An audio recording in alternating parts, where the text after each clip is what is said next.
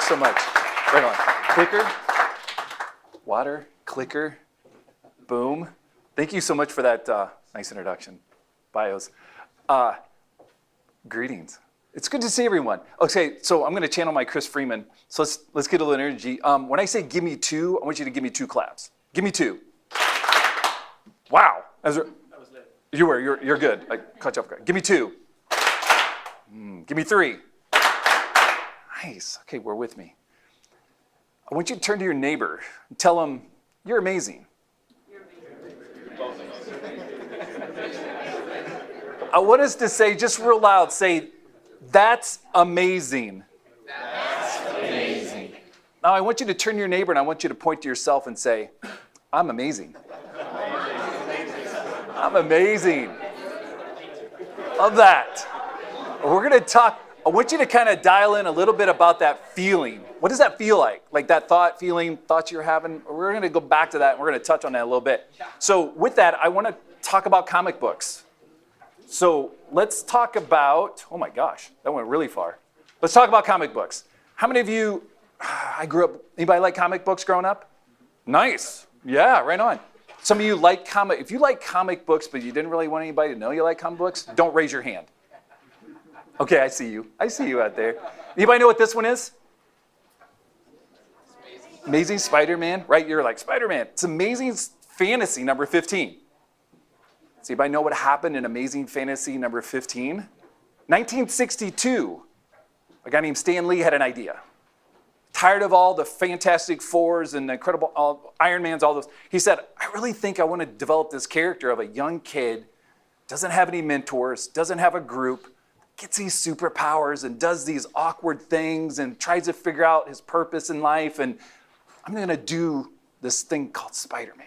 He got it actually after a guy named Whitmer was his last name, who was known as the Spider-Man. He said, I'm going to name it Spider-Man. And that was the origin. Amazing Fantasy number 15 in 1962 was the origin of Spider-Man. First appearance of when Spider-Man first showed up. Then in 1963, got his own book. He's got street cred now. Spider-Man's got his own title. And Amazing Spider-Man is the longest running series of the Spider-Man. And we know it today as the Marvel Universe. And Spider-Man's a part of that. And we know him, but his origin started as an idea back in 1962. And Stan Lee brought that idea to life. And I think about that and I get questions all the time, it's like, Barry, what's your why? Like, why do you do what you do? And I think, you know what? Let me share you a little bit about my origin story. Because we all, if you think back to a moment in your life, we all have these defining moments in our lives. And those defining moments are the ones that can set our life on a trajectory that we had no idea it was going to send us off to.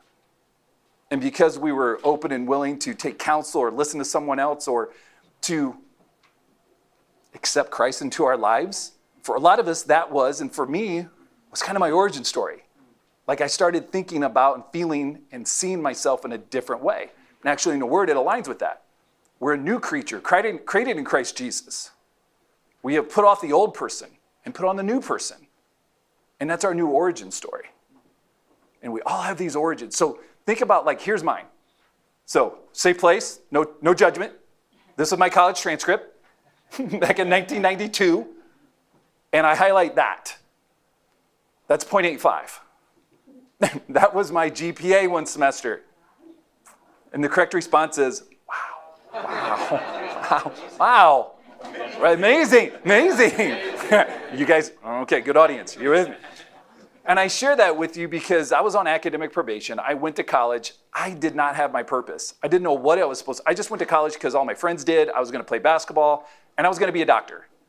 Dr. Schrock sounds really cool. Dr. Schrock, you're one in the ER. Dr. Schrock. That's a great ring to it. And they make a lot of money. I was like, I'm just going to. And everyone fed my ego. But no, Jethro came along and said, you know what? You're kind of immature and you have no study skills. And you're like an A/B student that gets C's and D's in high school. Like, what? Are you sure you want to do that? You're going to be great. You're going to be so great. Crash and burn. Failed miserably. Pre-med, athletic training, biology, transferred colleges. I'm just trying to figure it out. I don't know what my purpose is. And I had a college professor take me under her wing. She was the softball and the women's basketball coach, Coach Loth. She sat me down and she said, she used this word a lot with me. And the word that gets used a lot with me is potential. Barry, you have so much potential. Barry, why are you wasting all of this potential? And I remember sitting there going, yeah, I hear it. Same old. And I got to figure it out, because if I don't get my act together, I'm out. Like, I'm out of college. And I remember her saying this to me. I can see you being really great as a coach and a teacher. Like, I think you'd be really amazing at that. And kind of for the first time in my life, see, I was coachable. I was willing. I had a willingness to me. And finally, I was like, I'm kind of like at rock bottom, so what else I got to lose? All right, let's give it a shot. So I'm like, I'm going to double down. I'm just going to take what she said, and I'm just going to see what I can do with this. And you know what? Have you ever done anything? Like anything, and it doesn't matter, big, small, micro, macro, whatever. You've done anything, and somebody looked at you and they went, how'd you do that so easily? Like, how'd you do that so naturally? And you're like, I don't know, it's just easy. It's just easy to me. And other people look at you, and you look at other people and you go, how'd you do that so easily? And other people are like, they don't, when you're using your innate talent, what God put inside of you, when you're using it, it feels effortless and natural. And other people let and go, how'd you do that so easily? When I got involved in teaching and training and coaching other people, it felt pretty good. It felt pretty good. It's like for me, it's like when you put on a really good pair of shoes, like you try a shoe, nope, and you put that one pair of shoes on, you're like, oh man, I could wear these all day. Like, these are good. And Tommy's back there, she's like, yeah, she's got a closet full of them. It's like when you do something and you step into that purpose, and when you do it and it feels effortless and it feels good to be you, man, that's where I finally landed in that space. And so from there, grades went up. I'm a first gen. My dad's got an 8th grade education. My mom has no formal education. I was just trying to figure it out. And so from there, when I started, man, grades went up. They had a long way to go up, but they finally got it. And I finally got a college degree. I took a 4-year degree and crammed it into 7, but it took me 7 years. So and from there, I started a career in coaching basketball, and I did it for 15 years. 15 years, and I've been all like, oh my gosh, this thing is like, woo! Okay, don't look, close your eyes. Okay, there we go. So this is me. I'm like, this is a sticky button. Okay, this is me. So I've done boys and girls high school. I did men's and women's college. I've done Division 1, 2, and 3, JUCO. I've been to Final Fours. I've coached All-Americans, Bahamas, East Coast, West Coast. 15 years, man. I had an amazing experience working with some amazing people doing that kind of work. And it didn't feel like work. It felt like me living into my purpose. Like, that's what I was designed to do, is coach and teach and train other people. From there, landed here in 99, coaching and teaching. Met my wife. Boom. That's right, we're wearing matching pajamas. It's buffalo plaid. That was the color theme for that year. Those are our dogs, Bear and Belle. But I met her in 99. We got married in 2000. And then I got my master's degree in education leadership. I worked in K-12 buildings. I've been in higher ed as an executive. I've taught it, teacher, coach, you name it. From there, I've been all over doing some cool stuff. I ran my own coaching and consulting business for about 3 years, and was in a process of kind of reorganizing that company when GFW approached me and said, hey, would you be interested in coming in-house and doing a leadership program with us? For me, I've prayed for so long for God to put people in my life that I was, number one, meant to be in that space with them and for them to impact me. Number two, I prayed, use my talents and giftedness to impact our community. And I can do that as a solopreneur, but it's plowing tough ground. And you guys can all relate to that. And I thought, what a privilege, what an honor to be in an organization doing the work that GFW gets to do, and the platform that I get to be at. Such a privilege. It's such an honor. And to be able to do that work, living into my purpose. And I've been doing it now for 30 years. So when people say, like, when you think about how I've been teaching, training, coaching, and leading other people for 30 years. And I've just done it through basketball and through K-12 and higher ed, but it doesn't matter, because I finally figured out what was my purpose, what was my identity, and who was I, and what was I designed to do. And so, oh, by the way, I get to put faith-driven entrepreneur. Did you say that? Okay. Yeah, right on. So 3 core beliefs that I've come to understand through everything I've done. I've come to understand, I've landed on these 3 core beliefs. One is that our potential, what you're capable of more than what you think and believe. Thoughts and beliefs tend to be the one thing that hold us back. It's our limiting beliefs, and whether it's neuroscience or our biology or however you want to unpack it, I can unpack it with you. But it's how our thoughts and beliefs are the one thing that's limiting our own potential. Secondly, You're not a problem or weakness to fix. Your potential to unlock. That is different. We're taught, basketball. Chris, you're amazing at shooting free throws. Man, you can really drive right-handed, but your left hand stinks. So I need you to come before and after practice, and let's work on the thing you're not good at so we can get that better. Annual reviews. Hey, work for 6 to 12 months, sit down with your supervisor. Here's the things that are going great. Here's the things that aren't. Things that aren't going so good, let's give you a book and a mentor and training. We're going to send you conferences. Let's try to get those weaknesses to be stronger. I'll tell you this. If you focus all time on weaknesses, you will have success. But it never leads to world class. It never leads to excellence. When you look at the Olympics right now, do you think that they're telling those downhill skiers that you need to I need you on the course that you need to go learn how to ski for 5 miles so you can be better at downhill? Short track, we don't need you. I need you to go do. They're saying, what do you do? Where's your talent? Where are you the best at? And let's double down on that. And let's make sure we unlock that potential, because that's where excellence and world class lives. You're not a problem to fix. Your potential to unlock. And the last one is God's going to put people in your life that are meant to be there, that will see things in you that you don't see in yourself, which I thought was really fitting. It was like we almost planned it. You're going to have those Jethros in your life, but you got to be coachable. You got to be willing. You got to be open and honest and willing to receive it. If you are, God will put those people in your life that are meant to see things in you that you don't see in yourself. And that's what Coach Loth did for me. She saw something in me. I didn't necessarily see it myself, and helped me get to and be able to accomplish and find my purpose and through my talents. So there's this, holy smoke, sorry. Okay, I got to stop. Okay. Power and purpose. There is power in your purpose. So what does the purpose look like? One of the things I just want us to think about is our perception. The way we think, feel, and act is perfectly correlated through the lens of our talents and our personality. How you see the world is how you see the world. And if you ever I see it this way, or why weren't you doing this project this way? And somebody goes, I think we ought to do this.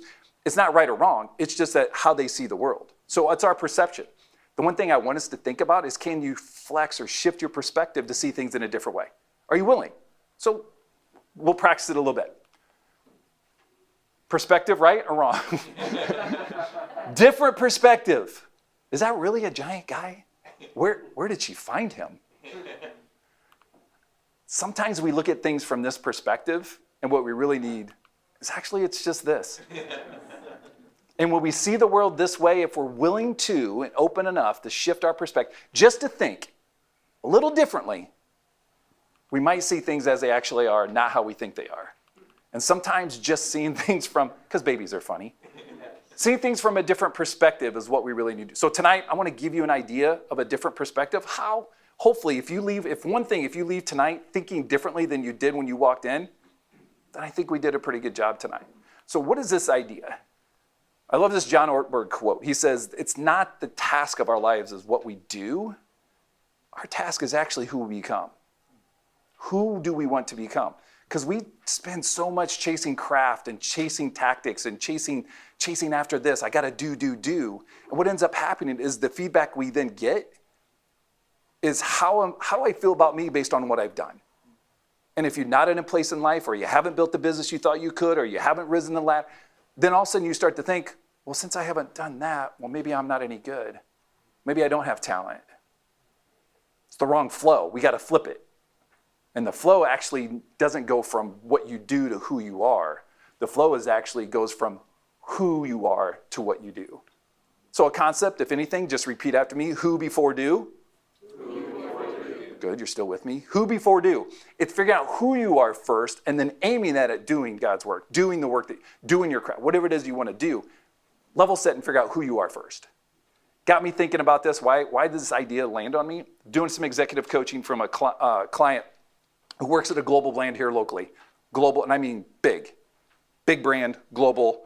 He's been all over the world doing training. He's risen up the ladder. I'm working with him not because he needs my help. I'm working with him because he wants to know what it's like to get to that excellent, world-class, next level. That's why we're working together. And he's been to France. I don't know why I think that's cool. He's been to France for 2 weeks training in France. I'm like, I want to go to France. Can you take me to go? I was like, France? You've been to France? So he's been all over. Okay. And we're like second or third meeting. I simply ask him this question. I'm unpacking some things and I go, tell me this. Tell me, like, what are the 5 words that you use to describe yourself? 5 words. Really simple, innocent question. He couldn't do it. In fact, because I'm like hyper aware, like micro, like his neck got really red. His body language changed. His energy got sucked in, and he got really uncomfortable in this space. Broke eye contact, and I was like, "What just happened?" And he said, "Well, I just don't think about those things. I'm just a humble leader." In the back of my mind, I went, "That's the most ridiculous thing I ever heard. It's the most ridiculous thing I ever heard." And I got to thinking, I'm like, what am I missing? Like, how can somebody like this not know? Holy smokes, okay, sorry. Why did we do that? I said, what happened? I said, what's going on? Like, what am I missing? Like, why is this guy that we think is here, status, title, symbol, done this? Why can he not just articulate 5 words of why hasn't he done the work? It got me thinking. So I started asking these questions and started being really observant and paying attention to these things. And one of the things I think I found that why this is that we don't think of ourselves in that way is I think it's because of the pandemic. I think the pandemic, I know for me, I shrunk in everything. I pulled everything in. Myself, my relationships, my energy, pulled it in, fear, uncertainty. I did. And it took a while for me to start to, and that's hard for somebody like me that's highly relational. I get tons of energy from this. And so that was really hard. And I think for a lot of us, we closed ourselves off for so long, and we circled the wagon, so to speak, around the idea of COVID, that we just pulled ourselves in and we just kind of hunkered down and just kind of stayed where we were. I think the other thing that's really kind of brought this to light is what I think is this humility conundrum. And I think this idea around humility has gotten us all sideways. And here's what I think. Humility is not, I'm great, or you're great and I'm going to be not great. That's not humility. Humility is not, I want you to be great so I can be in the shadows behind you. That's not humility. In fact, when I go back to the client that I was working with, when he used the word humility, later on in the conversation and later times us together, what we ended up discovering is he was leading out of fear and he thought it was humility. He was hiding behind that, saying, I just want to be a humble leader, and putting himself in the shadows in a box and thinking that was leadership. That's not leadership. That's fear. So this humility conundrum has really gotten us kind of sideways, and we'll talk a little bit about what that means. And this idea around arrogance versus confidence. So here's the deal. Confidence without compassion is arrogance. Confidence without compassion is arrogance. Can you be an extremely confident person and look at yourself and say, I'm amazing, and still have compassion for other people? Absolutely. See, the value proposition that's gotten us sideways in humility, and I think business has done that, is if I win, you lose. If I'm going to win and be great and I'm this and that means you got to, and that's the wrong value proposition. That's not what it should be. The value proposition needs to be, I want to be amazing. I want to be great. I want to find my purpose and talents, but I want to help you do the same thing. So when I win, I want you to win.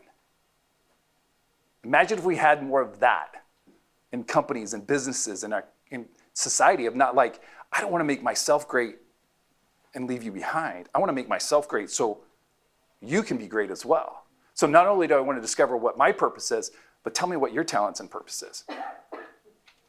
I want to discover what God put inside of me. What did God put inside of you? Let's find that out so we both can win. And I think that's a better value proposition than I think what it is currently. So, okay. I have another clicker. You want to go get it? It's right around the corner. Sorry. Sorry about that. So when I think about this idea, what has challenged you to doubt your own purpose? What's been challenging you lately? What's been holding you back? Is it a thought? Is it a belief? Is it because you don't have somebody, a Jethro in your life that's helping pull you along? That you're focusing so much on what's wrong, you're deficit fixing versus thinking about what's amazing with me? Here's the bad question. Don't ask yourself what's wrong. Here's what I want you to ask yourself. This is a much better question. What's strong? What's strong about me? Not what's wrong with me. What's strong about me? What do I have that's my potential, my talent? Where's that lie? Let me think about doubling down on that. versus always thinking about what's wrong. So what is amazing? When I think about that word amazing, so I started really paying attention to this word amazing. Like I've noticed that, so there's actually a mechanism, it's called the reticular activating system. So if any of you ever bought a car and then like days later, all of a sudden you start seeing that car everywhere and you never saw it before, you can't stop seeing it. That's called our reticular activating system, the RAS. And what it is, it's our own mechanism for filtering the environment around us for danger, safety, danger, safety. Thank you. Yes. So danger, safety. So it scans that, thank you. It scans the environment for danger, safety, danger, safety. So I started putting it in my RAS and I started looking, all of a sudden amazing popped up. Oh, that's amazing, that's amazing. And I got really curious and I said, tell me, what made that amazing? I don't know, it was just great. It was just great. Okay, what made it great? I don't know, I just didn't expect it. Okay, thanks, cool. Did not expect it, cool. So I started doing this social experiment everywhere. Hey, that was amazing. What made that amazing? Barry, your talk was amazing. What made it amazing? Like, what was that good? I don't know, okay. So I started doing this, and what I found is we use this word amazing a lot, and not even sure why we use it. And I think there's a way that we could really articulate it. And this is the trainer in me that says, I think it's something I can teach, we can train, and then if you rep it over and over, I think your life's gonna be more amazing. I do, we do, you do. You have an opportunity of really creating something amazing. So what does that look like? So when I thought about, like, what is something you consider amazing? Think about the last time you used that word. What did I use amazing on? I think Christoph's presentation was really amazing when he introduced Barry Schrock. That was amazing. I say that facetiously. But think about what was the last thing that I would say was amazing in my life? People, places, situations, things. Was it me? Did I do something to me? Think about that. So in Romans 12, and if you flip it over, the handout that you have, I wanted to give you, so again, that's a trainer in me. I wanted to give you something as a takeaway. I go to so many of these things and you leave and you're like, wait, what did they say? And what was that thing? And what was that verse? So I gave it to you. So let's read real quick in Romans. So one of the things I started doing is I started searching. Not only searching in my environment, but I searched the word. What is the word? Where in the word is this amazing idea? So if you look at Romans 12, it says, for I say through grace given to me, to everyone who is among you, not to think of himself more highly than he ought to, but to think soberly, as God has dealt to each one a measure of faith. And this is the one that I sometimes get pushback. But Barry, it says right in the word that I shouldn't think highly of myself. Yeah, but I said you forgot the rest of it. It says not more than you ought to. It doesn't tell us not to think highly of ourselves. It just says we shouldn't more than we ought to. So then I got really curious. I said, well, let's define ought to. What does ought to mean? Where do I find ought to? So I started looking for ought to. What does ought to mean? Like, would I think of myself more than my God? Absolutely not. Do I think of myself more than John? Do I make myself better than John? Nope.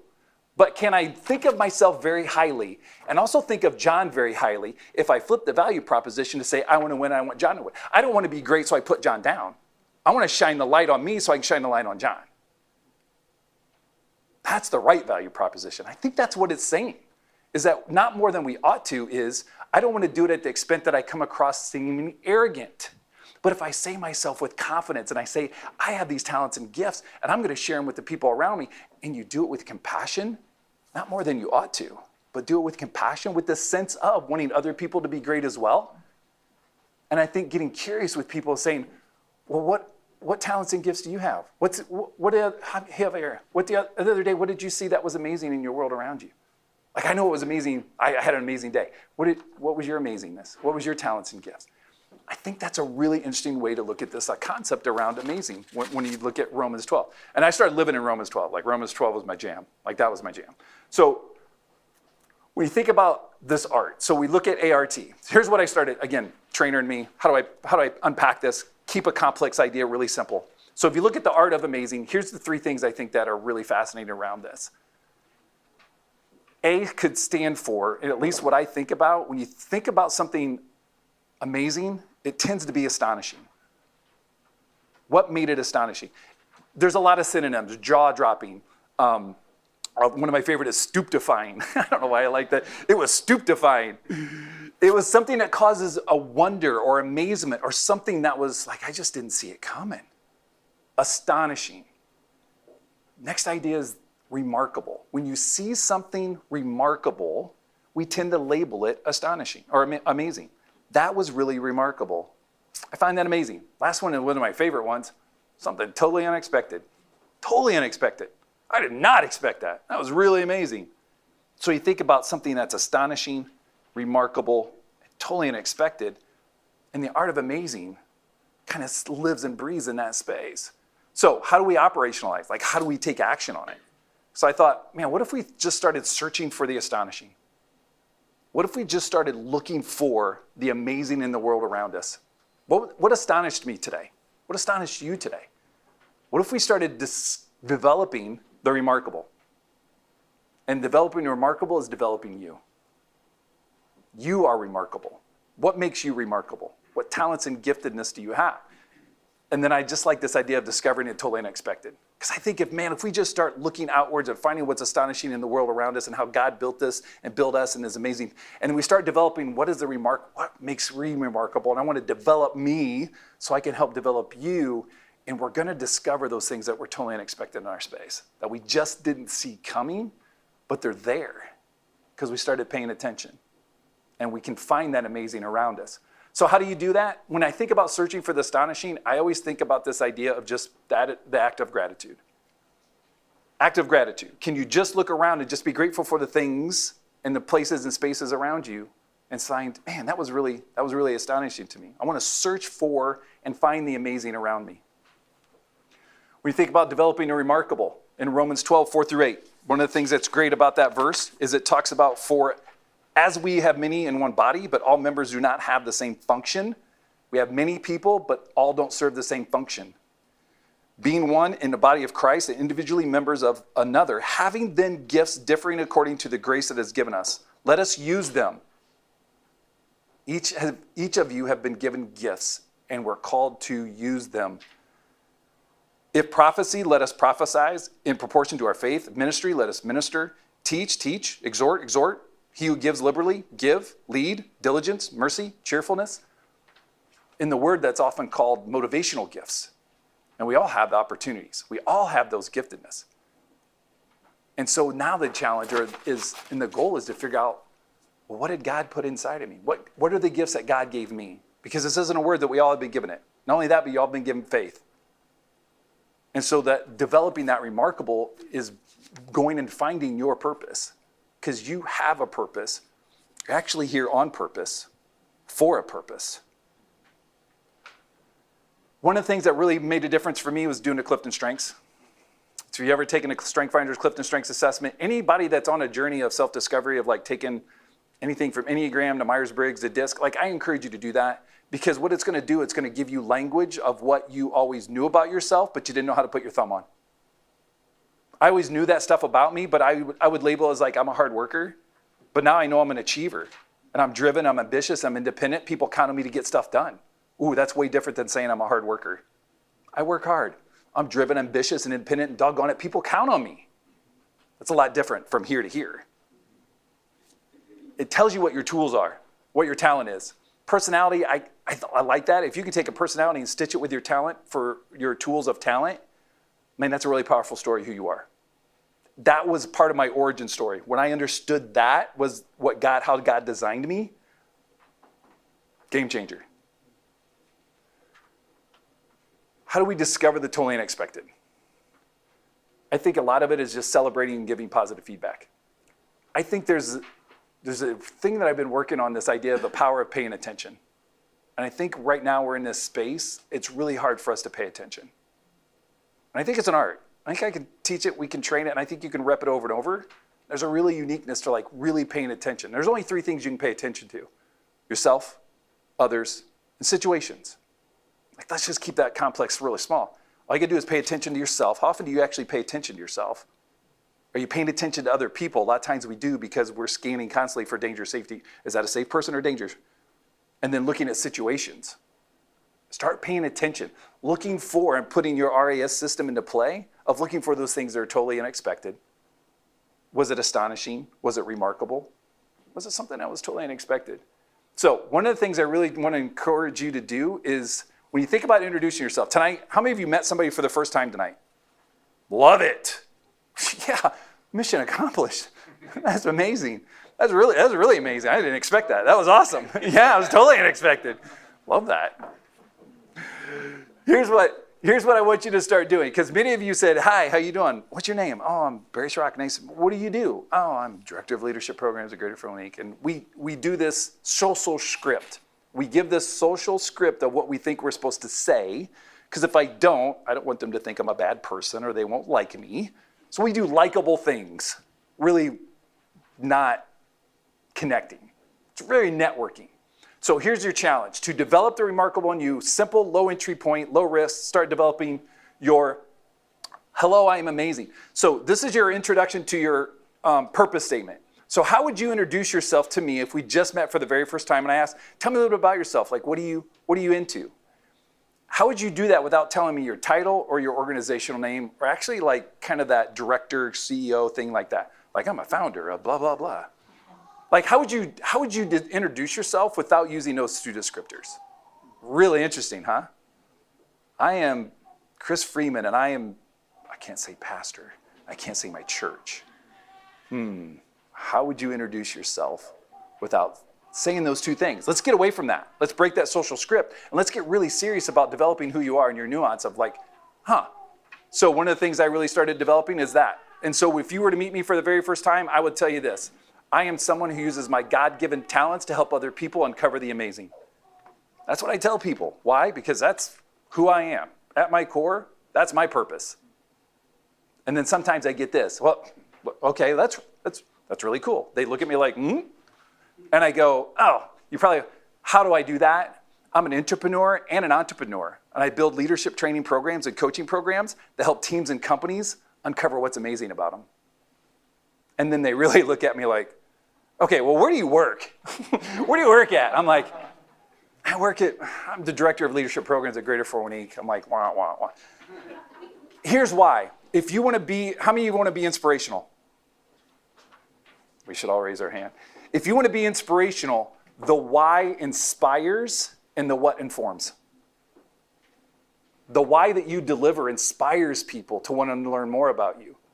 The what was just going to inform them of what you do. So let's be inspirational. Let's start developing our purpose statement around this idea of how do I explain what I do and who I am without using my title, my organization, anything like that. Like, get really serious about it. Like, do that work. I think it would be really cool. So how are we going to take action? So action steps. A couple things I just want to encourage you. Like, so what, Barry? Like, what do I do with this information? To search for the astonishing, I want you to be a subtitle. So one of my subtitles is, I'm the researcher of amazing. Like I'm not the director of leadership. I'm the researcher of amazing. I've done this a lot. And I had one person send me an email and they're like, hey, I think this could be your new title. I'm like, tell me more. And they say, I think you're the architect of amazing minds.